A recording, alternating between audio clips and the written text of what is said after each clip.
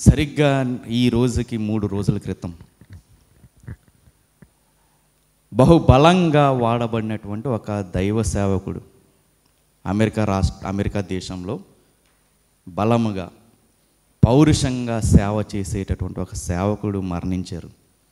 ఆయన పేరు వాడి బాక్కం అనేటటువంటి ఒక దైవ సేవకుడు ప్రభువునందు నిద్రించడం జరిగింది. ఆయన చనిపోవడానికి ముందు, ఆయన బ్రతుకున్నప్పుడు ఒక వర్తమానంలో ఒక అద్భుతమైనటువంటి విషయాన్ని ఆయన చెప్పడం జరిగింది.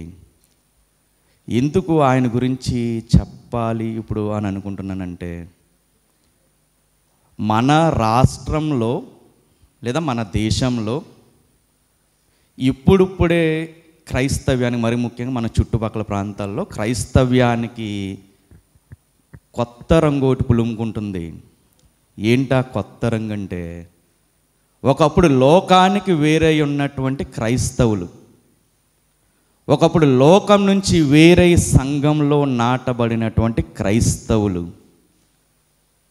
ఈరోజు ఏమవుతుందంటే, అదే లోకాన్ని ఎక్కడికి తీసుకొచ్చేస్తున్నారు? సంఘంలోనికి తీసుకొస్తున్నారు. లోకానికి వేరే జీవించవలసినటువంటి క్రైస్తవ్యం ఈరోజు ఏమైందంటే, సంఘం ఏమవుతుందంటే లోకాన్ని అంతటినీ తీసుకొచ్చేటటువంటి ఒక సంఘంగా మారిపోయింది. అంటే లోకాన్ని అసహించుకుని, ఏవైతే కాదనుకుని, ఏవైతే అల్లరి అని అనుకుని దాని నుంచి వేరైపోయి మనం జీవిస్తున్నామో, ఇప్పుడు అదే లోకాన్ని మనం ఎక్కడ తీసుకొచ్చాము? సంఘంలోనికి తీసుకొస్తున్నాము. తీసుకొచ్చే ప్రయత్నాలు కూడా బలంగా జరుగుతున్నాయి. దానికి ఏకైక సాదృశ్యం ఏంటి అంటే, ఏమాత్రము బయట ఉన్నటువంటి వాటికి తీసిపోకుండా జరిగేటటువంటి క్రిస్మస్ ఆరాధనలు.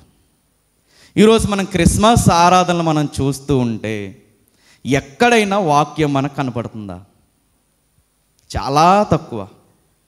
కానీ ఎక్కువ ఏం కనపడతాయంటే గంతులేయడాలు, ఎగరడాలు. ఇంకొక రకంగా చెప్పాలంటే షోకేజ్ అయిపోయింది. ఇప్పుడు క్రిస్మస్ ఆరాధన అంతా కూడా ఎలా అయిపోయిందని షోకేజ్ అయిపోయింది. మనకి ఏవైతే ఉన్నాయో ఆ దర్పాన్ని చూపించుకునేటటువంటి ఒక వేదిక అయిపోయినాయి క్రిస్మస్ ఆరాధన వేదికలు. మన దేశంలోనే ఇంత ఇలా ఉంటే అసలు అమెరికా దేశంలో ఎంత దారుణంగా ఉండాలి? అడ్వాన్స్డ్ కదా అది. అటువంటి సమయాల్లో కూడా సంఘాన్ని హెచ్చరిస్తూ, క్రైస్తవ సమాజాన్ని హెచ్చరిస్తూ, ఏమాత్రము భయపడకుండా నిక్కచ్చిగా నిలబడి సేవ చేసేటటువంటి కొంతమంది సేవకులు ఉన్నారు. అలాంటి సేవకుల్లో ఇప్పుడు నేను చెప్పినటువంటి సేవకుడు కూడా ఒక ఆయన. ఎట్టి పరిస్థితుల్లోనూ సంఘంలోకి లోకం వచ్చిందంటే ఏమాత్రం కూడా సహించినటువంటి సేవకుడు. ఆ సేవకుడు తను చనిపోయే ముందు ఒక వర్తమానంలో ఒక అద్భుతమైన మాట చెప్పాడు. ఆయన ఒక కదిలించేటటువంటి వాక్యం. ఏంటా వాక్యం అంటే, you are going to hear a rumour one day that వడ్డీ భాకం ఈజ్ నో మోర్.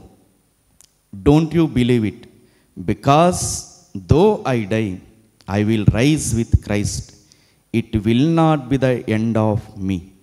ఏమని చెప్పారంటే ఆయన, కొన్ని రోజుల్లో మీరు ఒక రూమర్ వింటారు నా గురించి, ఒక పుకారు నా గురించి మీరు వింటారు. ఏంటా పుకారు అంటే, పలానా ఆయన ఇంకా లేరు అనేటటువంటి వాక్యం నా కోసం మీరు వింటారు. అండ్ అదొక రోమర్ ఒకటి వస్తుంది, ఆ రోమర్ నా కోసం మీరు వింటారు. రానున్న కాలంలో ఒక రోమర్ మీరు నా గురించి వింటారు. ఏంటంటే, వాడి బాకం అనేటటువంటి ఆయన ఇంకా లేరు అనేటటువంటి రోమర్ ఒకటి మీరు వింటారు. కానీ దాన్ని మీరు నమ్మకండి. అది నా మీద వచ్చేటటువంటి ఒక పుకారు. అది ఎందుకు అది పుకారని అంటున్నానంటే, నేను ఒకవేళ చనిపోయినా నేను నా క్రీస్తుతో కూడా రెండవ రాకల్లో లేపబడతాను. నేను నా జీవితం అనేది ఇక్కడితో అయిపోయేటటువంటి జీవితం కాదు. నిత్య జీవం అనేటటువంటి ఒక జీవితం నాకుంది. ఆ నిత్య జీవాన్ని బట్టి ఇంకో యేసుక్రీస్తు వారు మొట్టమొదటిసారిగా మరణాన్ని గెలిచి లేచారు. తర్వాత నీతిమంతులుగా జీవించిన వారందరూ ఆయనతో పాటు తిరిగి లేపబడతారు. ఒకవేళ నేను చనిపోయినన్న వార్త వస్తే దాన్ని మీరు నమ్మొద్దు, అది పుకారు మాత్రమే అని చెప్పారు. ఆయన గత 3 రోజుల క్రితం ప్రభువునందు నిద్రించారు. అంటే ఎంత విశ్వాసము, మరణం గురించి కూడా ఎంత విశ్వాసం ఆయనకి. నేను చనిపోవడం అనేది రూమర్ మాత్రమే, అదొక పుకారు, అది నిజం కాదు. లోకంలో అది నిజం అవ్వచ్చేమో, దేవునిలో అది మాత్రం నిజం కాదు. ఏ వ్యక్తికి కూడా మరణం అనేది లేదు. మరణం అనేది ఎవ్వరికి కూడా, యేసుక్రీస్తుని నమ్ముకున్న వారిలో మరణం అనేది అంతము కాదు. నిత్య జీవం అనేది ఒకటి ఉంది. ఆ నిత్య జీవంలో మనందరము కనపడాలనేదే దేవుని యొక్క కోరిక. ఒక రకంగా చెప్పాలంటే పరలోకంలో మనందరము కనపడాలనేదే దేవుని యొక్క కోరిక. ఎందుకు ఈయన కోసం జ్ఞాపకం చేసుకున్నాను అంటే, సామెతల గ్రంథంలో ఒక అద్భుతమైన మాట ఉంటుంది, 10వ అధ్యాయము 7వ వచనం. నీతిమంతుని జ్ఞాపకం చేసుకునుట ఆశీర్వాదకరం. అస్సలు సంఘంలోకి లోకం రాకుండా నిలబడినటువంటి యోధులలో, దైవజనుల్లో ఒక ఆయన ఇప్పుడు నేను చెప్పినటువంటి ఆయన. పరలోకానికి నేను వెళ్తాను అనేటటువంటి ఒక ఆత్మీయతలో ఒక స్టాండర్డ్స్ ఆయన కలిగి ఉన్నాడు. కానీ మనమేం చేస్తాము, ఈ మధ్యన మనలో క్రైస్తవ్యానికి దాపరించినటువంటి ఒక పరిస్థితి ఏంటి అంటే, మనల్ని మనం సరి చేసుకోము. ఏం చేస్తాం, మనం ఎదరోల్ని సరి చేసేటటువంటి ప్రయత్నం మనం చేస్తాం. మనం చేసేదే కరెక్ట్ అనుకునే వాళ్ళు ఒకళ్ళైతే, ఆడెప్పుడు తప్పు చేస్తాడు అనుకునే వాళ్ళు ఇంకొకళ్ళు. యేసుక్రీస్తు నీ కన్నులో ఉన్న దూలాన్ని ఎంచుకోకుండా ఎదుటివాడి కంటిలో ఉన్న నలుసుని చూసే ప్రయత్నం ఎందుకు చేస్తున్నావు అని అంటారు. ఈ మధ్యన క్రైస్తవ్యంలో బాగా అలవాటైపోయిన ధోరణి ఏంటి అంటే, పరలోకం మేమే వెళ్తాము మీరు వెళ్ళరు అనేటటువంటి ధోరణి ఒకటి. ఇంకోటి ఏంటంటే, ఎదుటి వాళ్ళని ప్రతిసారి వేలెత్తి చూపేటటువంటి సంఘాలు కొన్ని ఎక్కువైపోయినాయి. ఎదుటివాడు చేసే ప్రతి దాంట్లోనూ తప్పించేటటువంటి మనుషులు ఎక్కువైపోయారు.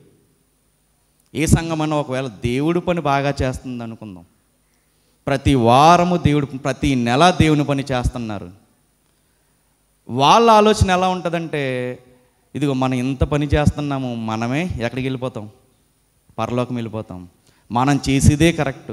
కొన్ని సంఘాలు అసలు ఏ పని చేయరు, వాళ్ళు వెళ్ళరు అనేటటువంటి ధోరణి కొన్ని సంఘాలు కలిగి ఉంటాయి. ఇదిగో మా సంఘమే ఎత్తబడుతుంది, మీ సంఘం ఎత్తబడదు. ఇంకో మేం చేసే పనులే కరెక్ట్, ఇదిగో సేవ అంటే ఇది అని వాళ్ళు సేవ చేస్తూ వేరే వాళ్ళని వేలెత్తి చూపేటటువంటి పరిస్థితుల్లో కొన్ని సంఘాలు, కొంతమంది మనుషులు ఈ మధ్య తయారవడం మనం చూస్తూ ఉంటాం. అసలు దేన్ని నమ్ముకుంటే మనం పరలోకం వెళ్తాము, దేన్ని ఆచరిస్తే మనం పరలోకం వెళ్తాము? అసలు ఈ దేవుడు ఏం చేయమన్నాడు? పరలోకం ఒక వ్యక్తికి దక్కాలంటే ఆ వ్యక్తి చేయవలసినటువంటి పనులేంటి? అసలు నిజంగా దేవుడు పరలోకం ఇస్తాను అనేటటువంటి వాగ్దానం మనకు చేశాడా? ఒకవేళ చేస్తే ఆ పరలోకం వెళ్ళాలంటే మనమేం చేయాలి? మన ముందు బ్రతికినటువంటి భక్తులు ఏం చేశారు, వాళ్ళు మనకి ఏ పాఠాలు మనకు నేర్పుతున్నారు అనేది మనం ఒక్కొక్కటి చూసుకుంటూ వెళ్తే, అసలు దేవుడు పరలోకం అనేది ఎవరికి ఇస్తానన్నాడు? యోహాను గారు రాసిన మొదటి పత్రిక, అసలు ఇస్తానన్నారా ఏమన్నారా అనే విషయాన్ని మనం చూస్తే, మొదటి పత్రిక, యోహాను గారు రాసిన మొదటి పత్రిక 2వ అధ్యాయం 25వ వచనం. నిత్య జీవము అనుగ్రహింతునన్నునది ఏ ఆయన తానే మనకు చేసిన వాగ్దానం. ఇందులో అన్ని సంఘాల వారు ఉన్నారా లేరంటారా? నిత్య జీవాన్ని మనకు తానే అనుగ్రహిస్తాడని వాగ్దానం చేశారని అన్నారు. ఇందులో అన్ని సంఘాలు కూడా ఉన్నాయి. మరి ముఖ్యంగా మన సంఘము కూడా రాబో కాలంలో అసలు ఏ సంఘమైనా, ఏ విశ్వాసైనా ఎదుటివారు చేసేదాన్ని వేలెత్తి చూపడానికి వీలు లేదు.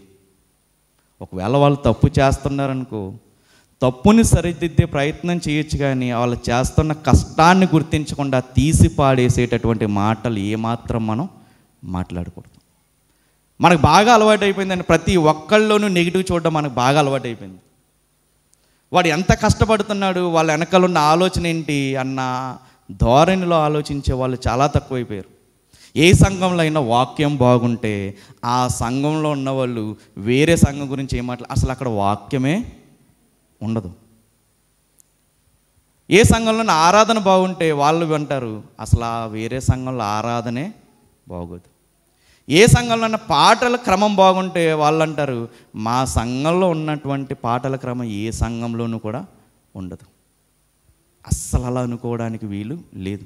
ఒకవేళ మన సంఘంలో వాక్యం బాగుంటే వేరే సంఘంలో మనకు మించినటువంటి ప్రార్థనా శక్తి అనేది ఆ సంఘంలో ఉంటుంది. దాన్ని మనం ఆలోచించాలి. ఎప్పుడు కూడా లేని దానికోసం లేదా మనకు అనుకూలంగా లేని దానికోసం మనం ఎప్పుడు వేలెత్తేటటువంటి వారిగా మనం ఉండకూడదు. ఇదిగో పరలోకం వెళ్ళాలంటే ఎవరిని ఆచరించవలసినటువంటి పని లేదు. ఎవరిని మనం వెనకాల వాళ్ళని ఫాలో అయ్యేటటువంటి పని లేదు. ఎవరిని ఫాలో అవ్వాలి? ఎవరిస్తానన్నారో వాళ్ళు చెప్పింది ఫాలో అయితే సరిపోద్ది. ఏమంటున్నారు ఇక్కడ? నిత్య జీవము అనుగ్రహిస్తానన్నదియే ఆయన తానే మనకు చేసిన వాగ్దానం. అంటే దేవుడు మనకు వాగ్దానం చేశాడు నిత్య జీవం ఇస్తానని. వాగ్దానం చేసిన ఆయన ఎలా ఇస్తానో కూడా చెప్పుంటారా? ఇస్తానన్నవారు ఎలా ఇస్తానో కూడా చెప్పుంటారు కదా.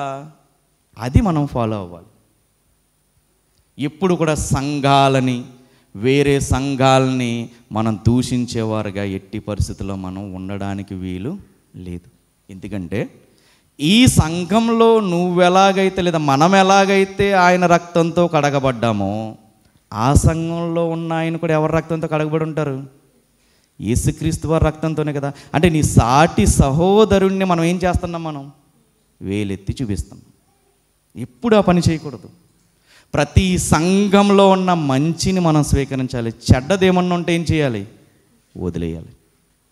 దుర్బోధ ఏమన్నా ఉందంటే దాన్ని ఖచ్చితంగా ఖండించమని వాక్యం చెప్తుంది. మనం మాట్లాడాల్సి వస్తే దుర్బోధ గురించి మాట్లాడాలి తప్ప వ్యక్తుల గురించి మాట్లాడమని వాక్యం చెప్పలేదు. ఈ వాగ్దానం చేసిన ఆయనే ఎలా నేను పరలోకం ఇస్తాను అన్నది కూడా చెప్తున్నారు. చూద్దాం ఒకసారి. ఆ పరలోకం పొందుకోవాలంటే మనం ఏం చేయాలి? తిమోతి గారికి రాసిన పత్రిక, అపోస్తలుడైన పౌలు గారు తిమోతి గారికి రాసిన పత్రిక, మొదటి పత్రిక 6వ అధ్యాయము 18-19 వచనములు. వారు వాస్తవమైన జీవమును సంపాదించుకుని నిమిత్తము రాబోవు కాలమునకు మంచి పునాది తమ కొరకు వేసుకొనుచు మేలు చేయువారును సత్క్రియలు అను ధనము గలవారును ఔదార్యము గలవారును తమ ధనములో ఇతరులకు పాలిచ్చువారునై ఉండవలెనని వారికి ఆజ్ఞాపించుము. అపోస్తలుడైన పౌలు గారు తన ప్రియుడైనటువంటి తన కుమారుడికి రాస్తున్నటువంటి లేఖ ఇది. ఆనాడు సంఘ సేవకుడిగా, దైవ సేవకుడిగా ఉన్నటువంటి తిమోతి గారికి చెప్తున్నారు ఏంటంటే వారు వాస్తవమైన జీవమును సంపాదించుకుని నిమిత్తము రాబోవు కాలానికి మంచి పునాది వేసుకుంటున్నారు. దేని కొరకు? వాస్తవమైన జీవితం కొరకు. ఆ వాస్తవమైన జీవితం కొరకు పునాది ఎక్కడ వేస్తున్నారు? బ్రతికుండగా వాళ్ళ బ్రతుకులో పునాది వేసుకుంటారంటే ఇక్కడ మనం వేసుకున్నటువంటి పునాది ఎక్కడ ఇల్లు కింద మారుతుంది? నివాసం కింద మారుతుంది? పరలోకంలో నివాసం కింద మారుతుంది. అంటే పరలోకం సంపాదించుకోవాలంటే అది వాస్తవమైన జీవితము. అంటే రాబో కాలంలో దాని కొరకు మనము పునాది వేసుకోవాలంటే ఇప్పటి నుంచే మనం ఏం చేయాలి? కొన్ని కండిషన్స్ దేవుడు చెప్పాడు.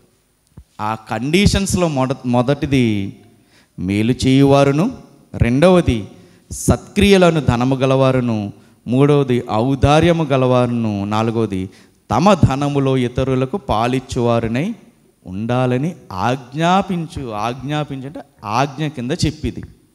అంటే పరలోకం వెళ్ళాలంటే కొన్ని కండిషన్స్ చెప్తున్నారు. ఏంటి ఆ కండిషన్ అంటే, ఇదిగో నన్ను ఫాలో అవ్వండి మీరని చెప్పట్లేదు. ఇదిగో ఆ సంఘానికి హెడ్ కింద నువ్వు ఉన్నావు కదా తిమోతి, నిన్ను ఫాలో అయితే సరిపోద్దని చెప్పట్లా. లేదా మన సంఘంలో వాక్యం బాగుంటుంది కదా, మన సంఘాన్ని ఫాలో అయితే పరలోకం వెళ్ళిపోతారని చెప్పట్లా.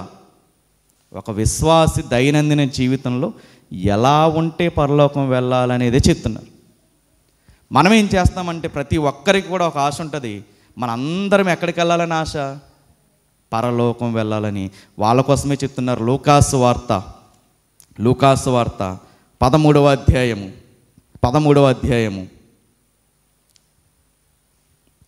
23-24 వచనములు. లూకాసు వార్త 13వ అధ్యాయము 23-24 వచనములు. ఒకడు, ప్రభువా, రక్షణ పొందువారు కొద్దిమందేనా అని ఆయనను అడుగగా, ఆయన వారిని చూచి, ఇరుకు ద్వారమును ప్రవేశింప పోరాడుడి, అనేకులు ప్రవేశింపజూతురు కానీ వారి వలన కాదని మీతో చెప్పుచున్నాను. అనేకులు ఏం చేస్తారంట? వెళ్ళాలని చూస్తారంట, కానీ ఎంతమంది వెళ్తారంట? వారి వల్ల కాదు. మరి ఎవరి వల్ల అవుతుంది? దానిపైన ఉన్న వచనం, ఇరుకు ద్వారమును ప్రవేశింప పోరాడుడి. పోరాడుడి అంటే పోరాటం చేసే వాళ్ళకే పరలోకం. ఇరుకు ద్వారమును వెళ్ళాలని ఎవరైతే పోరాటం చేస్తారో వాళ్ళకి పరలోకం. మనం చేసే పోరాటాలు కాదు. ఇష్టమైంది కొనమన్నప్పుడు కొనకపోతే మనం చేసేటటువంటి పోరాటాలు కాదు. అనుకున్నవి జరగకపోతే జరిగించుకోవడానికి మనం చేసే పోరాటాలు కాదు. పోరాడవలసింది ఇరుకు ద్వారమును ప్రవేశించడానికి పోరాడాలి. అంటే పోరాటంలో మనం ఏం చేయాలి? జయాన్ని పొందాలి. అందుకే అంటారు, ప్రకటన గ్రంథం చూద్దాం, ఎవరికి పరలోకం ఇస్తానన్నారన్న విషయం ఇక్కడ మనకు క్లారిటీగా చెప్తారు. ప్రకటన గ్రంథం 2వ అధ్యాయం 7వ వచనం, చెవి గలవాడు ఆత్మ సంఘములతో చెప్పుచున్న మాట వినును గాక, జయించువానికి దేవుని పరదైసులో ఉన్న జీవవృక్ష ఫలములు భుజించని. ఎవరికి ఇస్తారంట పరదేశంలో ఉన్న జీవవృక్ష ఫలాలు? జయించేవాడికి. ఇందాక మనం చూసుకున్నది ఏంటి? పోరాడాలి. ఆ పోరాటంలో ఏమవ్వాలి? జయించాలి. ఆ జయించిన వాడికి ఏమిస్తారంట దేవుడు? పరదైసులో ఉన్న జీవవృక్ష ఫలాలు భుజింపనిస్తాను అని. ఇక్కడ పరదైసు అని అన్నారు, పరలోకం అని అనలేదేంటి? మన గోల్ ఏంటి? పరలోకం కదా వెళ్ళాలి. మరి ఇక్కడ పరదైసు అని అన్నారేంటి? దేవుడి చిత్తమైతే మరలా ఎప్పుడైనా నేను మాట్లాడతాను. గుర్తుపెట్టుకోండి, చనిపోయినటువంటి వ్యక్తులు వెంటనే పరలోకానికి వెళ్ళరు. వాళ్ళు మొట్టమొదట వెళ్ళేది ఎక్కడికంటే, నీతిమంతులుగా జీవిస్తే ఎక్కడికి వెళ్తారు? పరదైసుకి వెళ్తారు. అందుకనే సిలువ మీద ఉన్న దొంగతో అంటారు యేసుక్రీస్తు వారు, నేడు నీవు నాతో పాటు ఎక్కడ ఉంటావు? పరదైసులో ఉంటావు. అసలు అది ఎక్కడుంది? పరదేశం ఎక్కడుంది? పరలోకం ఎక్కడుందని దేవుని చిత్తం అయితే మనం మరలా మాట్లాడతాము. ఎక్కడుంటామంటున్నారు ఇక్కడ? దేవుని పరదైసులో ఉన్న జీవవృక్ష ఫలములు భుజింపనిత్తును. ఇంకా చూద్దాం 11వ వచనం, సంఘములతో ఆత్మ చెప్పుచున్న మాట చెవి గలవాడు వినుగాక, జయించువాడు రెండవ మరణము వలన ఏ హానియు చెందడు. మొట్టమొదటి జయించేవాడికి ఏమిస్తానంటున్నారు? పరదైసులో జీవవృక్ష ఫలాలను ఇస్తానంటున్నారు. రెండవది ఏమిస్తానంటున్నారు? వాడికి, ఎవరైతే జయిస్తారో వారికి రెండవ మరణం వలన ఏ హాని కూడా వాళ్ళకి కలగదు. ఏంటి ఈ రెండో మరణం? 21వ అధ్యాయము ప్రకటన గ్రంథము 21వ అధ్యాయము 8వ వచనం. ఏంటా రెండవ మరణం అంటే ఇక్కడ చెప్తారు, పిరికివారును, అవిశ్వాసులను, అసహ్యులను, నరహంతకులను, వ్యభిచారులను, మాంత్రికులను, విగ్రహారాధికులను, అబద్ధికులందరూ అగ్నిగంధకములతో మండు గుండములో పాలు పంపులు పొందుదురు. ఇది రెండవ మరణం. ఏది రెండవ మరణం? అగ్నిగంధకములలో కాల్చబడను. ఆ హాని ఎవరికి ఉండదంట? జయించిన వాడికి ఉండదంట. మరలా వద్దాం, ప్రకటన గ్రంథం 2వ అధ్యాయం 17వ వచనం కూడా చూద్దాం. సంఘములతో ఆత్మ చెప్పుచున్న మాట చెవి గలవాడు వినుగాక, జయించువానికి మరుగై ఉన్న మన్నాను భుజింపనిత్తును, మరియు అతనికి తెల్లరాతినిత్తును, ఆ రాతి మీద చెక్కబడిన ఒక క్రొత్త పేరుండును, పొందిన వానికే కానీ అది మరి ఎవనికిని తెలియదు. మొట్టమొదట జయించిన వారికేమో పరదేశంలో ఉన్న జీవవృక్ష ఫలాలను ఇస్తాను. రెండోసారి జయించిన వారికి రెండోసారి అంటున్నారు, రెండో మరణం నుంచి వచ్చే ఏ హాని అతనికి తగలదు అని అంటున్నారు. మూడోది ఏమంటున్నారంటే రాతి మీద క్రొత్త పేరునిస్తాను అని అంటున్నారు.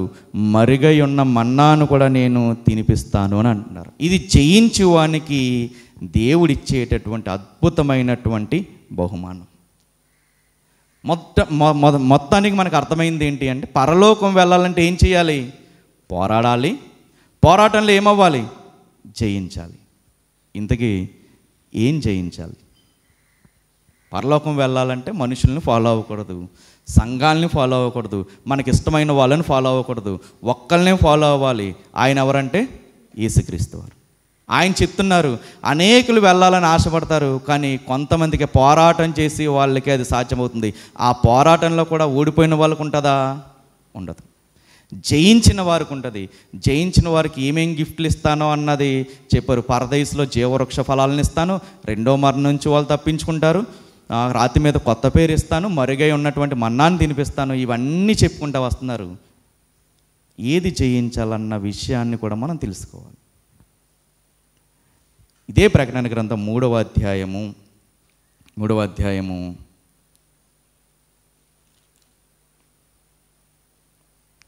5వ వచనం కూడా చూద్దాం.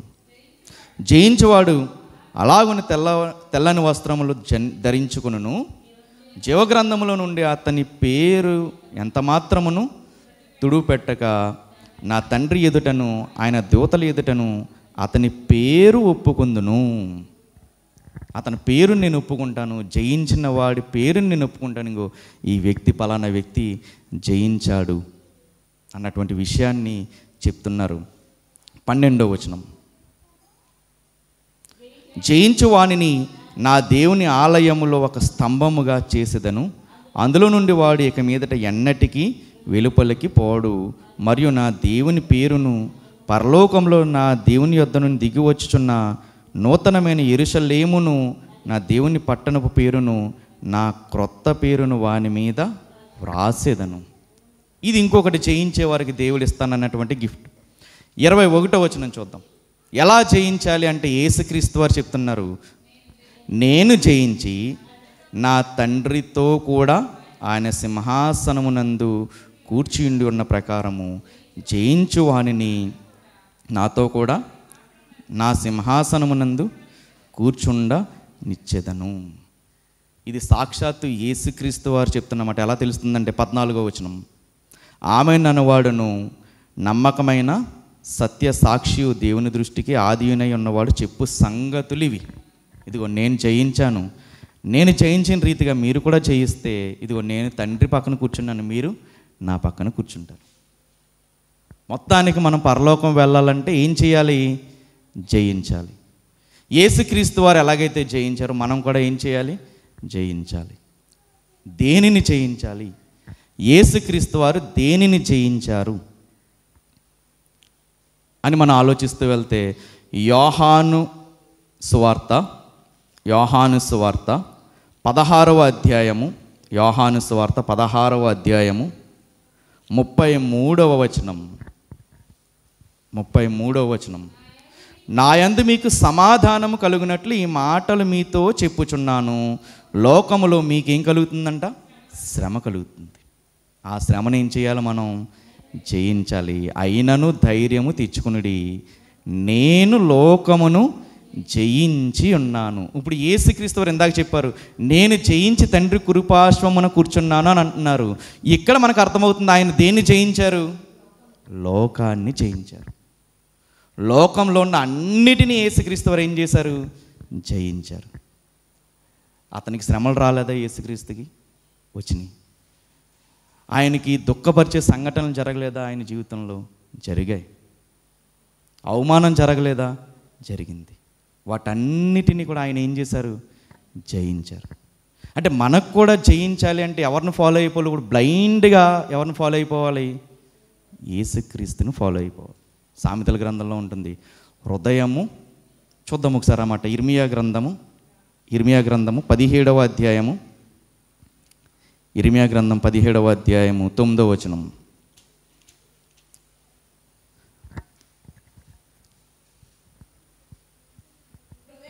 హృదయం అన్నిటికంటే మోసకరమైనది, అది ఘోరమైన వ్యాధి కలది, దాన్ని గ్రహింపగలవాడెవడు? ఒకని ప్రవర్తనను బట్టి వాని క్రియల ఫలము చొప్పున ప్రతీకారము చేయుటకు యెహోవాను నేను హృదయమును పరిశోధించువాడను, అంతరింద్రియములను పరీక్షించువాడను. ఇప్పుడు మనం పరలోకం వెళ్ళాలంటే ఇప్పుడు దేవుడు ఏం చూస్తాడు? ప్రవర్తనని చూస్తాడు. మన క్రియల చొప్పున మనకి ఏం చేస్తాడు? ఆయన ప్రతిఫలాన్ని ఇస్తాడు. దానికి ముందు ఒక మాట చెప్తున్నారు, హృదయం అన్నిటికంటే మోసకరమైనది, అది ఘోరమైన వ్యాధికలు. ఇప్పుడు మనం జయించాలంటే ఎవరిని జయించాలి? మన హృదయాన్ని జయించాలి. యేసుక్రీస్తు లోకాన్ని ఎలాగైతే జయించారో మన లోకమంతా ఎక్కడుంది? ఇప్పుడు మన హృదయంలోనే ఉంది. ఇప్పుడు మనం జయించవలసింది ఎవరిని? మన హృదయ ఆలోచనల్ని మనము జయించాలి. ఆ హృదయ ఆలోచనలు ఏంటి? మార్కు సువార్త 7వ అధ్యాయము, మార్కు సువార్త 7వ అధ్యాయము 21వ వచనం. 7వ అధ్యాయము 21వ వచనం. లోపల నుండి అనగా మనుషుల హృదయంలో నుండి దురాలోచనలు. 20 నుంచి చదువుదాం. మనిషిని లోపల నుండి బయలు వెళ్ళినది మనుషుణ్ణి అపవిత్రపరచును. లోపల నుండి అనగా మనుషుల హృదయంలో నుండి ఏమొస్తాయంట? దురాలోచనలు వస్తాయి. అదొక వ్యాధి, ఘోరమైన వ్యాధి కలదని దేవుడు అన్నాడు కదా. అందులో ఉన్న వ్యాధుల్లో మొట్టమొదటి సిమ్టమ్ ఏంటి? దురాలోచనలు అని ఉంది. అంటే ఒకటేనా? అనేకములు ఉన్నాయి. దురాలోచనలను, జారత్వములను, దొంగతనములను, నరహత్యలను, వ్యభిచారములను, లోభములను, చెడుతనములను, కృత్రిమమును, కామ వికారమును, మత్సరమును, దేవదోషణయు, అహంభావమును అనేకములు వచ్చును. ఈ చెడ్డవన్నీ లోపల నుండియే బయలు వెళ్ళి మనుష్యుణ్ణి అపవిత్రపరచునని ఆయనతో చెప్పాను. ఇప్పుడు మనం దేన్ని జయించాలి అంటే ఇది ఈ లిస్టులో ఉన్నవన్నిటిని కూడా ఏం చేయాలి? జయించాలి. ఎందుకంటే హృదయం ఎలాంటిది? మోసకరమైంది, బహుఘోరమైన వ్యాధి కలది. ఆ లోపల నుంచి ఏమొస్తాయంటే ఇవన్నీ వస్తాయి. ఇవన్నీ మనిషిని ఏం చేస్తున్నాయి? అపవిత్రపరుస్తున్నాయి. ఇప్పుడు మనం జయించాలి. పరలోకం వెళ్ళాలంటే వీటన్నిటిని కూడా మనం ఏం చేయాలి? జయించాలి. అందులో మొట్టమొదటిది ఏంటి? దురాలోచనలు. అంటే ఎదుటి వారి గురించి ఎలా ఆలోచించడం? చెడ్డగా ఆలోచించడం. అదే నేను వాక్య స్టార్టింగ్లో చెప్పా. ఒక సంఘంలో వాక్యం బాగుంటే ఎదుటి సంఘాన్ని ఏం చేయకూడదు? మనం దాని గురించి చెడ్డగా ఆలోచించకూడదు. ఒక సంఘంలో పాటలు బాగున్నాయనుకో, వేరే సంఘాన్ని వాళ్ళు వేలెత్తి చూపకూడదు. ప్రతి సంఘంలోనూ కూడా ఏముంటాయి?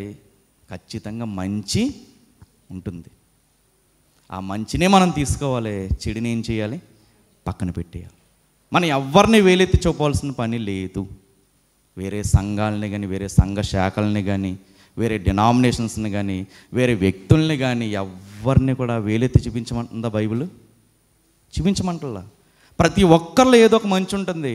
ఆ మంచిని తీసుకుని ముందుకు వెళ్ళిపోయామంటే మన జీవితము సాఫీగా, నిమ్మలంగా, హ్యాపీగా సాగిపోద్ది. దురాలోచనలు ఎట్టి పరిస్థితుల్లో ఏ సంఘం గురించి, ఏ దైవజనుని గురించి కూడా మనము చేయడానికి వీలు లేదు. సామెతల గ్రంథం ఎందుకంటే ఈ దురాలోచనల విషయంలో దేవుడు చాలా స్ట్రిక్ట్గా ఉంటారు. సామెతల గ్రంథం 6వ అధ్యాయము, సామెతల గ్రంథం 6వ అధ్యాయము 16వ వచనం. యెహోవాకు అసహ్యములైనవి 6 కలవు, 7 ఆయనకి హేయములు. అవేమనగా అహంకార దృష్టియు, కళ్ళల్లాడు నాలుకయు, నిరపరాధులను చంపు చేతులను. 18వ వచనం ఏం రాసింది? దుర్యోచనలు యోచించు హృదయము, కీడు చేయుటకు త్వరపడి పరిగెత్తు పాదములను. అందులో 18వ అధ్యాయంలో స్టార్టింగ్లో ఏముంది? దుర్యాలోచనలు. అంటే దురాలోచనలు ఎవరికి హేయాలంట? అసహ్యాలంట. దేవుడికి అసహ్యం. ఎవరి గురించి మనం చెడ్డగా ఆలోచించడానికి వీలు లేదు. ఎందుకంటే మనం ఎవరి గురించైనా చెడుగా ఆలోచిస్తున్నాం, ఏ సంఘం గురించైనా చెడుగా ఆలోచిస్తున్నాం, ఏ విశ్వాస గురించైనా చెడుగా ఆలోచిస్తున్నాం, ఇంకో మన పక్కన కూర్చున్న వాళ్ళ గురించి చెడుగా ఆలోచిస్తుంటే పేరుకు మాత్రమే మందిరంలో ఉంటాం, పేరుకు మాత్రమే ప్రార్థన చేస్తాం. మనం ఎవరికి అసహ్యులము? దేవుడికి అసహ్యులం. 15వ అధ్యాయం 26వ వచనం. 15వ అధ్యాయం 26వ వచనం. దురాలోచనలు యెహోవాకు హేయములు, దయగల మాటలు ఆయన దృష్టికి పవిత్రములు. దురాలోచనలు ఎవరికి హేయములంట? యెహోవాకు దేవుడికి నచ్చవు అసలు అవి. ఇంకా మనల్ని అలా ఆలోచిస్తే దేవుడు మనల్ని ఏమంటున్నారు చెప్పనా? క్రిమినల్స్ అని అంటున్నారు. ఎవరైతే చెడ్డగా ఆలోచిస్తారో వాళ్ళందరూ క్రిమినల్స్. చూద్దాం ఒకసారి 12వ అధ్యాయము 2వ వచనం. సత్పురుషునికి యెహోవా కటాక్షము చూపును, దురాలోచన గలవాడు ఎవరంట? నేరస్తుడని. ఆయన ఏం చేస్తున్నాడు? తీర్చేశాడు. ఇప్పుడు చెప్పండి, చెడ్డగా ఎవరి గురించన్నా ఆలోచిస్తే పేరుకు మాత్రమే మనం మందిరంలో ఉంటాం, పేరుకు మాత్రమే మనం దేవుణ్ణి ఆరాధిస్తాము. ఆయన మనల్ని ఎలా తీర్చేశాడు? ఆల్రెడీ నేరస్తుడిగా తీర్చేశారు. అంటే మనం పేరుకు మాత్రమే విశ్వాసి, దేవుని దృష్టిలో నేరస్తుడు. పరలోకం వెళ్ళాలంటే మనం ఎక్కడ దొరికేస్తున్నామన్న విషయాన్ని మనం చూసుకోవాలంటే యేసుక్రీస్తు వారు లోకాన్ని జయించారు. ఆ జయించిన ఆయన ఎక్కడన్నా మనం చూస్తే దురాలోచన చేసిన వ్యక్తిగా మనకు కనపడ్డారా? ఆయన కొట్టారు, పిడిగుద్దులు గుద్దారు, కొరడాలతో కొట్టారు, ముళ్ళ కిరీటం పెట్టారు, ముఖం మీద ఉమ్మేశారు, అవమానించారు, ప్రవచించు అని చెప్పి హేళన చేశారు. నిన్ను కొట్టిన వాడు ఎవడో చెప్పు అని చెప్పి అవమానపరిచారు. కానీ ఆఖరిగా ఆయన మాట అన్నారు. ఏమన్నారు? తండ్రి, వీరేమి చేయుచున్నారో వీరెరుగరు గనక వీళ్ళని క్షమించు. జయించారా లేదా? ఆయన దురాలోచనలు జయించారు. అసలు ఆయన మనసులోనే లేదు. ఆయన అవమానించిన వాళ్ళకి తిండి పెట్టారు, ఆయన కొట్టిన వాళ్ళని క్షమించారు. అదే మనమైతే ఏం చేస్తాం? నాకెక్కడైతే అవమానం జరిగిందో అక్కడే వాడికి ఏం జరగాలి? రెండింతల అవమానం జరగాలి. నన్ను నాశనం చేసిన వీడు ఏమవ్వాలి? మన తిట్లు అలాగే కదా ఉంటాయి. నువ్వు ఎలా బాగుపడతావు నేను కూడా చూస్తాను. నన్ను ఎంత ఏడిపించావు కదా, నీవు నీ కుటుంబం ఎలాగా ఎదుగుతారో. తిట్టమా మనం? ఖచ్చితంగా మనం తిట్టకపోయినా వేరే వాళ్ళు తిట్టేటప్పుడు మనం ఏం చేస్తాం? వింటాం. కానీ యేసుక్రీస్తు వారిని చూస్తే పేతురు గారు ఒక అద్భుతమైన మాట రాస్తారు. పేతురు గారు రాసిన మొదటి పత్రిక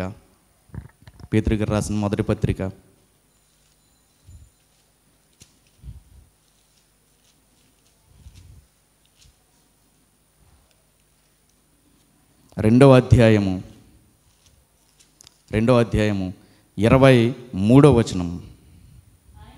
ఆయన దూషింపబడియు బదులు దూషింపలేదు, ఆయన శ్రమ పెట్టబడియు బెదిరింపక న్యాయముగా తీర్పు తీర్చు దేవునికే తను తాను అప్పగించుకున్నాడు. మనం దురాలోచనలు ఎట్టి పరిస్థితుల్లోనూ కూడా చేయడానికి వీలు లేదు.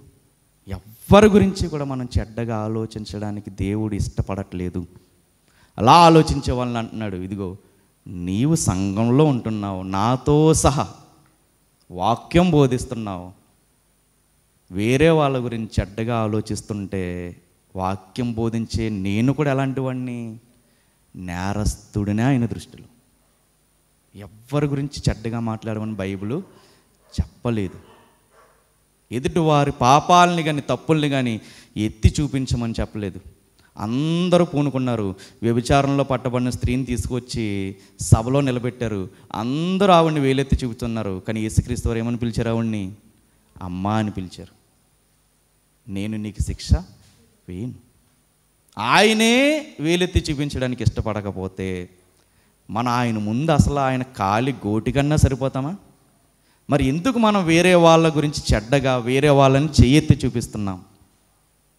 దేవుడు ఇష్టపడట్లా. వేరే వాళ్ళ నాశనాన్ని కోరుకోవడానికి దేవుడు ఏమాత్రము కూడా ఇష్టపడట్లా. ఇక్కడ దురాలోచనలు అంటే రెండు రకాలు. ఒకటి, ఎదుటి వాళ్ళు నాశనం అయిపోవాలని కోరుకోవడం. అలా ఒకవేళ ఆలోచన లేదు, ఎదుటి వాళ్ళు నాశనం అయిపోవాలన్న ఆలోచన లేదు మనకి, మన దేవుళ్ళు ఏం చేస్తామంటే మనకి క్షమించేటటువంటి బుద్ధి మనకుంది కాబట్టి వాళ్ళని క్షమించేస్తాం. కానీ మనం నమ్ముకున్నటువంటి దేవుడు ఒకవేళ మనం చూస్తూ ఊరుకున్న దేవుడే చూస్తూ ఊరుకుంటాడా? ఊరుకోడు. అంటారు దేవుడు, నిన్ను ముట్టినవాడు నా కన్నుగుడ్డుని ముట్టినట్టే అని అంటారు. ఒకవేళ అన్యాయంగా మనకి ఏదన్నా ఆపద కానీ అన్యాయంగా జరిగితే వాళ్ళని దేవుని ప్రేమను బట్టి మనం వాళ్ళని ఏమీ అనలేదు, దేవుడు దానికోసం సంతోషిస్తాడు. కానీ రాగల కాలంలో ఒకవేళ మనల్ని ఎవరైతే దూషించారో వాళ్ళు దిగజారిపోవడం, వాళ్ళు స్లోగా నాశనం అవ్వడం మన కళ్ళారా చూసాము అనుకుందాం. కాసేపు చూస్తున్నప్పుడు మన నోటంట రాకూడని మాట ఏంటంటే, నేను ఊరుకున్నా దేవుడు ఊరుకోలేదు అని వాడిని చూసి సంతోషపడడం కూడా చెడ్డ ఆలోచనే, చెడ్డ కార్యమే. ఒకవేళ మనకి ఏదో ఆపత్తాలు పెట్టారు, మనం ఏమనలేదు, కానీ దేవుడు చూస్తూ ఊరుకోలేదు, వాడికి ఏదో ఆపద సంభవించింది. ఆపద చూసి ఇదిగో నన్ను ఎంత బాధ పెట్టాడు, నేను ఒక్క మాట అనలేదు, కానీ నిన్ను నమ్ముకున్న దేవుడు నమ్మదగిన వాడు, వాడిని చూస్తూ ఊరుకోలేదు అన్న మాట కూడా పలకూడదు. మన శత్రువు కూలిపోతున్నప్పుడు లేదా మనల్ని అవమానించిన వాడు కూలిపోతున్నప్పుడు వాడు కూలిపోవడాన్ని చూసి మనం దేవుని స్తుతించేవారిగా ఉండకూడదు. అది కూడా బైబిల్ చెప్తుంది. చూద్దాం ఒకసారి సామెతల గ్రంథం 24వ అధ్యాయం. సామెతల గ్రంథం 24వ అధ్యాయము. ఇది రెండో కేటగిరీ దురాలోచనలు. ఏంటి ఆ కేటగిరీ అంటే, మనం ఏమనలేదు కానీ దేవుడు వాళ్ళని శిక్షించాడు, వాళ్ళకి శిక్ష పడుతుంది. ఆ శిక్ష పడుతున్నప్పుడు మనం అనుకోకూడదు, ఏంటి నన్ను ఏడిపించినా నేను ఊరుకున్నాను, ఎవరు ఊరుకోలేదు, దేవుడు ఊరుకోలేదని కూడా సంతోషించకూడదు. 24వ అధ్యాయము 17వ వచనం. నీ శత్రువు పడినప్పుడు సంతోషింపకుము, వాడు తొట్టిల్లినప్పుడు నీ మనస్సున ఉల్లసింపకుము. ఇది కూడా చెడు దురాలోచనల్లో భాగమే. మన శత్రువు కూలిపోయినప్పుడు మనము ఏమాత్రం సంతోషించేవారిగా ఉండకూడదు. తొట్టిల్లినప్పుడు మనస్సున అబ్బా బాగా జరిగింది, వాడికి అలాగే జరగాలి, నన్ను ఎంత ఏడిపించాడు కానీ దేవుడు చూస్తూ ఊరుకోలేదు అన్న మాట మన నోటంటా కూడా రాకూడదు. ఇది పరలోకం వెళ్ళాలంటే ఇచ్చిన లిస్టులో ఉన్న ఫస్ట్ క్వాలిటీ. మరి అలా ఉండాలి, ఎలా ఉండాలి? ఇందాక మనం చూసుకున్న వచనంలోకి వద్దాము. తిమోతి గారికి రాసిన పత్రిక, మొదటి పత్రిక, తిమోతి గారికి రాసిన మొదటి పత్రిక 6వ అధ్యాయము 18వ వచనం. వారు వాస్తవమైన జీవమును సంపాదించుకుని నిమిత్తము రాబోవు కాలమునకు మంచి పునాది తమ కొరకు వేసుకొనుచు ఏం చేయాలంట? మనం ఏం చేయాలి? మేలు చేయాలి. మన శత్రువు పడిపోయినప్పుడు కూడా మనం ఏం చేయాలి? మేలే చేయాలి. ఎవ్వరికి కూడా కీడు తలపెట్టే ఆలోచన మనము చేయకూడదు. ఒకవేళ మనకి తెలుసో తెలియక అన్నారు, ఖచ్చితంగా వాడే తెలుసుకుని మళ్ళీ అక్కడికి వస్తాడు మన దగ్గరికి. ఖచ్చితంగా రప్పించడానికి ఎవరు సమర్థుడు? దేవుడు సమర్థుడు. సామెతల గ్రంథం 3వ అధ్యాయం 27వ వచనం. సామెతల గ్రంథం 3వ అధ్యాయం 27వ వచనం. మేలు చేయుట నీ చేతనైనప్పుడు దాన్ని పొందదగిన వారికి చేయకుండా వెనుతీయొద్దు. ఒకవేళ మన శత్రువే ఆపదల్లో ఉన్నాడు, వారికి ఏదో సాయం చేయాల్సిన పరిస్థితి వచ్చింది, మనకి తెలిసింది. మనం తెలిసినప్పుడు మనకి సామర్థ్యం ఉంటే వాడికి మేలు చెయ్యాలని చెప్తుందా, చేయకూడదని చెప్తుందా? చెయ్యాలి. అదే మనకి కొత్త నిబంధనలు అంటారు, నీ శత్రువుకి నువ్వు పిలిచి భోజనం పెట్టావు అనుకో, వాడిని నువ్వు ఏమీ అనక్కర్లేదు, నువ్వు పెట్టే ఆ భోజనం ఎలా ఉంటుందని వాడి తల మీద నిప్పులు కురిపించినట్టుగా అవుతుంది. అందుకే బైబిల్ ఎప్పుడు ఎదుటి వాళ్ళని వేలెత్తి చూపమని చెప్పదు. శత్రువుకు కూడా ఏం చేయమంటుంది? మేలు చేయమంటుంది. దావీదు గారి గురించి ఒక అద్భుతమైన సాక్ష్యం చెప్తారు. ఏం సాక్ష్యం చెప్తారంటే, ఆయన అనేకమైన మేలులు చేసుకుంటూ వచ్చారంటే ఇశ్రాయేలీలకి. సౌలు పక్క నుంచి తరుముతూ ఉన్నారు. అయినా కానీ ఆయన ఏం చేశాడు? మొదటి సమూయేలు గ్రంథము 19వ అధ్యాయము 4వ వచనం. ఒక పక్కన తండ్రి తరుముతున్నాడు, యోనాతాను తండ్రి. సౌలు తరుముతున్నాడు దావీదుని. అప్పుడు యోనాతాను తన తండ్రితో అంటున్నాడు, 4వ వచనం, 19వ అధ్యాయం 4వ వచనం. యోనాతాను తన తండ్రి అయిన సౌలుతో దావీదుని గూర్చి దయగా మాట్లాడి, మొదటి సమూయేలు గ్రంథము 19వ అధ్యాయం 4వ వచనం. యోనాతాను తన తండ్రి అయిన సౌలుతో దావీదుని గూర్చి ఎలా మాట్లాడుతున్నారు?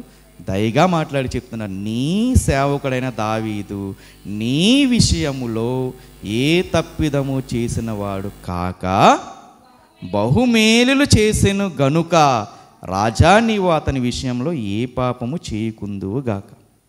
ఒక పక్కన సౌలు చంపాలని చూస్తుంటే ఇదిగో అంటున్నాడు, కొడుకు అంటున్నాడు, ఇదిగో నీ పట్ల ఎన్నో మేలులు చేశాడు, నువ్వు చంపాలని చూసినా నీకేం చేస్తున్నాడు? సహాయం చేస్తున్నాడు.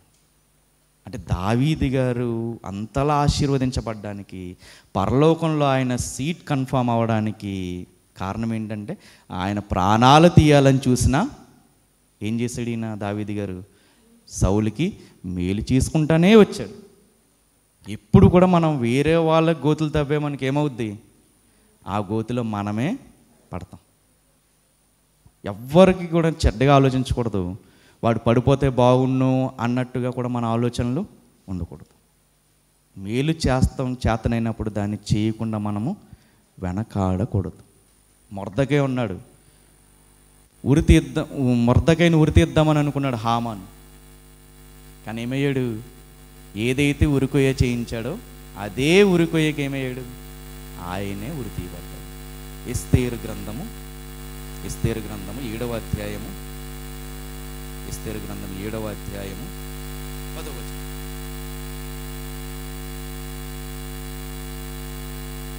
ఎస్తేరు గ్రంథం 7వ అధ్యాయం 10వ వచనం. కాగా హామాను మొర్దకైకి సిద్ధము చేసిన ఉరికొయ్య మీద వారు అతనినే ఉరి తీసిరి. అప్పుడు రాజు యొక్క ఆగ్రహం చల్లారి. ఎస్తేరు గ్రంథం 7వ అధ్యాయం 10వ వచనంలో ఈ మాట ఉంటుంది. ఏమన్నది? కాగా హామాను మొర్దెకైకి సిద్ధం చేశాడంట. ఆ ఉరికొయ్య మీద వారు అతనినే ఉరి తీశాడు. ఎవరు తీసుకున్న గోతులో వాళ్ళే పడతారు. ఒకరి గురించి చెడ్డగా ఆలోచించామనుకో, ఆ గోతులు ఎవరు పడతాము? మనమే పడతాం. ఒకటి ఎదుగుదల చూసి వారలే పోయామనుకో, మనలో కూడా ఏమాత్రం ఎదుగుదల అనేది ఉండదు. రెండవది ఏం చెప్తున్నారంటే, తిమోతి గారు రాసిన మొదటి పత్రిక 6వ అధ్యాయంలోకి వద్దాం. మరలా మేలు చేసేవారై ఉండాలి. రెండవది ఏంటంటే, సత్క్రియలు అనేటటువంటి ధనము గలవారై ఉండాలి. సత్క్రియ, మన ఎదుటి వాళ్ళకి ఏమాత్రము కీడు చేయకుండా ఉండడం, వాళ్ళ మేలు కోరుకోవడం, మేలైన దానిని ఎంచి సంఘంలో మనం స్థిరంగా నిలబడడమే సత్క్రియ. సత్క్రియలు చేసేవాడు నీతిమంతుడిగా ఎంచబడతాడు. ఆ నీతిమంతుడిని భూమి మీద కొట్టివేయబడడు అని ఉంటుంది. ఎవరన్నా మనం అంత మాటలు కూడా చెడ్డగా చెడు చేసేవాడు ఉన్నాడు, లేదా ఎదుటి వాళ్ళ గురించి ఎప్పుడు చెడ్డగా ఆలోచించి వాడిని తిట్టేవాడు ఉన్నాడు. ఇప్పుడు వాడు చనిపోయాడు అనుకో, ఏమనుకుంటాం? వాడి గురించి మనం మాట్లాడుకుంటామా? అదే ఒక మంచి వ్యక్తి, నీతిమంతుడు చనిపోయాడంటే ఎంతకాలమైనా వాళ్ళని ఏం చేస్తాం? మనం గుర్తుపెట్టుకుంటాం. అంటే సత్క్రియలు చేస్తే మన పేరు భూమి మీద మనం లేకపోయినా మన పేరు ఏమవుద్ది? అలా స్థిరంగా నిలబడిపోద్ది. మనం ఎక్కడుంటాం అప్పుడు? పరలోకంలో దేవుని సన్నిధిలో మనం ఉండడానికి కారణమవుతుంది. ఇక లాస్ట్గా చూద్దాము. ఔదార్యము గలవారును తమ ధనములో ఇతరులకు పాలిచ్చువారినై ఉండవలెనని వారికి ఆజ్ఞాపించు. ఔదార్యము, తన ధనములో ఇతరులకు పాలిచ్చేవారు, ఈ రెండు కూడా ఇంచుమించుగా ఒకదానికి సంబంధించినవే. ఏంటంటే, ఎప్పుడైనా ఒకవేళ దేవుడు మనల్ని బ్లెస్ చేయడం, ఆశీర్వదించడం కనుక మొదలు పెడితే, ఎవరైనా కానీ, ఉన్నతమైన ఉద్యోగాలు చేస్తున్న వారు కానీ, లేదా పనులు చేసుకుంటున్న వారు కానీ, వ్యాపారం చేస్తున్న వారు కానీ, దేవుడు ఒకవేళ ఆశీర్వదించడం మొదలు పెడితే ఖచ్చితంగా మన సంపాదనలో మన కష్టపడి సంపాదించిన దానిలో ఎంతో కొంత మన చుట్టూ ఉన్న వాళ్ళని ఏం చేయాలి, మనం జ్ఞాపకం చేసుకోవాలి. 3 పూట్ల తిండికి నోచుకోలేనటువంటి వారు మన పక్కనే, మన చుట్టుపక్కలే ఉంటారు. అలాంటి వారిని ఏం చేయాలి, మనం ఖచ్చితంగా ఏం చేయాలి, దేవుడు మనల్ని ఆశీర్వదించినప్పుడు గుర్తించుకోవాలి. వాళ్ళని మనం ఏం చేయాలి, ఆశీర్వదించేవారిగా మనం మారాలి. మన చుట్టూ ఉన్న వారిలోనే ఎవరో భర్త లేనటువంటి పేద విధవరాలు ఉండొచ్చు. ఏం చేయాలి, దేవుడు మనల్ని ఆశీర్వదించినప్పుడు వాళ్ళని ఖచ్చితంగా గుర్తు చేసుకునే వారిగా ఉండాలి. తండ్రిని పోగొట్టుకున్నటువంటి అనాథ పిల్లలు ఉంటారు. ఎప్పుడైనా మన ఇంట్లో కార్యక్రమం జరిగినప్పుడు ఏం చేయాలి, వాళ్ళని గుర్తు చేసుకుని వాళ్ళని కూడా ఆదరించేవారిగా ఉండాలి. రెక్కాడితే కానీ డొక్కాడినటువంటి పేద పిల్లలు ఉంటారు. ఆ దీనుల పట్ల మనం ఏం చేయాలి, కృప చూపేవారిగా మనం ఏం చేయాలి ఉంటే, దేవుడు అంటున్నాడు, వాస్తవమైన జీవితాన్ని మనం సంపాదించుకున్న వాళ్ళము అవుతాం. మన చుట్టూ ఉంటారు ఎవరొకళ్ళు. దేవుడు మనల్ని ఆశీర్వదించిన తర్వాత మనం ఖచ్చితంగా ఏం చేయాలి, వాళ్ళని గుర్తించుకోవాలి. మన బంధువర్గంలోనే ఉంటారు. వాళ్ళని ఏం చేయాలి, దేవుడు ఆశీర్వదిస్తే ఖచ్చితంగా వాళ్ళకి మన వంతు సహాయం, వాళ్ళ కష్టాల్లో ఉన్నప్పుడు మనం ఏం చేయాలి, అందించాలి. యేసుక్రీస్తు వారు అంటారు, ఒకసారి చూద్దాం, ముగించేసుకుందాం. మత్తయి సువార్త 25వ అధ్యాయం, మత్తయి సువార్త 25వ అధ్యాయం 31వ వచనం. తన మహిమతో మనుష్య కుమారుడు ఆయనతో కూడా సమస్త దూతలును వచ్చినప్పుడు ఆయన తన మహిమ గల సింహాసనం మీద ఆసీనుడై ఉండెను. అప్పుడు అంటున్నారు, సమస్త జనములు ఆయన ఎదుట పోగు చేయబడి గొల్లవాడు మేకల్లో నుండి గొర్రెలను వేరుపరిచినట్లు ఆయన వారిని వేరుపరిచి తన కుడివైపున గొర్రెలను ఎడమవైపున మేకలను నిలవబెట్టారంట. 34వ వచనంలో అంటున్నారు, కుడివైపున ఉన్న వారిని చూసి, నా తండ్రి చేత ఆశీర్వదింపబడిన వారులా రండి, లోకం పుట్టినది మొదలుకొని మీ కొరకు సిద్ధపరిచిన రాజ్యమును స్వతంత్రించుకునిడి. నేను ఆకలిగొంటిని, మీరు నాకు భోజనం పెట్టితిరి, దప్పిగొంటిని, నాకు దాహమిచ్చితిరి, పరదైసులో ఉంటిని, నన్ను చేర్చుకుంటిరి, దిగంబరినై ఉంటిని, నాకు బట్టలిచ్చితిరి, రోగునై ఉంటిని, నన్ను చూడవచ్చితిరి, చెరసాల్లో ఉంటిని, నా యొద్దకు వచ్చితిరి అని చెప్పాను. అందుకు నీతిమంతులు, ప్రభువా, ఎప్పుడు నీవు ఆకలిగొని ఉండుట చూచి నీకు ఆహారం ఇచ్చితిమి, నీవు దప్పుకొని ఉండుట చూచి నీకు దాహం ఇచ్చితిమి, ఎప్పుడు పరదేశివై ఉండుట చూచి నిన్ను చేర్చుకుంటుమి, దిగంబరుగై ఉండుట చూచి నీ బట్టలు ఇచ్చితిమి, ఎప్పుడు రోగువై ఉండుట అయినను చెరసాల్లో ఉండుట అయినను చూచి నీ యొద్దకు వచ్చితేనని ఆయన్ని అడిగారు. ఏమంటున్నారంటే, కుడివైపున ఉన్న గొర్రెలతో ఇంకో మీరు నాకు ఈ సహాయం అంతా చేశారు. అప్పుడు వీళ్ళు అడుగుతున్నారు, అసలు నువ్వు ఎప్పుడు రోగువై ఉన్నావు, నీకు ఎప్పుడు ఇల్లు లేదు, నీకు ఎప్పుడు బట్టలు లేకుండా ఉన్నప్పుడు నీకు సహాయం చేసి ఎప్పుడు దాహమైంది, నీకెప్పుడు మేము నీళ్ళు ఇచ్చామని ఎవరు అడుగుతున్నారంట? నీతిమంతులు అడుగుతున్నారంట. అప్పుడు అంటున్నారు యేసుక్రీస్తు వారు, అందుకు రాజు, 40వ వచనం, అందుకు రాజు, మిక్కిలి అల్పులైన ఈ నా సహోదరులలో ఒక్కనికి మీరు చేసితిరి గనుక నాకు చేసితిరని నిశ్చయముగా మీతో చెప్పుచున్నానని వారితో అని. ఎంతమందికి చేయమన్నారు? ఒక్కరికే. మన చుట్టూ ఖచ్చితంగా అలాంటి వాళ్ళు ఉంటారు. దేవుడు ఎప్పుడైతే మనం ఆశీర్వదించాడో, మన జీవిత విలువలు, జీవన ప్రమాణాలు కాదు పెరగవలసినవి, మన చుట్టూ ఉన్న వాళ్ళని ఆదరించేటటువంటి ప్రమాణాలు పెరగాలి. మన లైఫ్ స్టైల్ని కాదు మార్చుకోవాల్సింది, మన చుట్టూ ఉన్న వాళ్ళు ఎవరినో ఒకరిని మనం ఏం చేయాలి, జ్ఞాపకం చేసుకుంటే, ఎందుకో వాళ్ళకి ఇచ్చారు కాబట్టి మీరు నాకు ఇచ్చినట్టే. పరలోకం వెళ్ళాలంటే చెప్పినటువంటి కండిషన్స్, మేలు చేయాలి, తర్వాత సత్క్రియలు చేయాలి, సత్క్రియలైన ధనం ఉండాలి, ఎదుటి వాళ్ళకి ఏం చేయాలి, మనం కష్టాల్లో ఉన్నప్పుడు సహాయం చేయాలి. చెడ్డ ఆలోచనలు ఎట్టి పరిస్థితుల్లోనూ మనకి ఉండడానికి వీలు లేదు. పరలోకం వెళ్ళాలంటే ఏ వ్యక్తిని కానీ, ఏ దైవజనుణ్ణి కానీ, ఎవరిని, ఏ డినామినేషన్ని కానీ ఫాలో అవ్వాల్సిన అవసరం లేదు. ఎవరిని ఫాలో అవ్వాలి? అదిగో ఆయన లోకాన్ని జయించాడు కాబట్టి మనం కూడా ఏం చేయాలి? లోకాన్ని జయించడానికి ఎవరిని సాదృశ్యంగా తీసుకోవాలి? మనం యేసుక్రీస్తుని సాదృశ్యంగా తీసుకుంటే ఖచ్చితంగా మనకు కూడా ఏమొస్తుంది? పరలోకం అనేది మన కొరకు సిద్ధపరచబడి ఉంటుంది. ఇవి కొన్ని మాటలే, పరలోకం వెళ్ళాలి ఇంకా అనేకములు ఉన్నాయి. దేవుని చిత్తమైతే రానున్న రోజుల్లో ఒక్కొక్కటి మనందరం కూడా ధ్యానించే ప్రయత్నం చేద్దాం. దేవుడు అట్టి కృప ధన్యత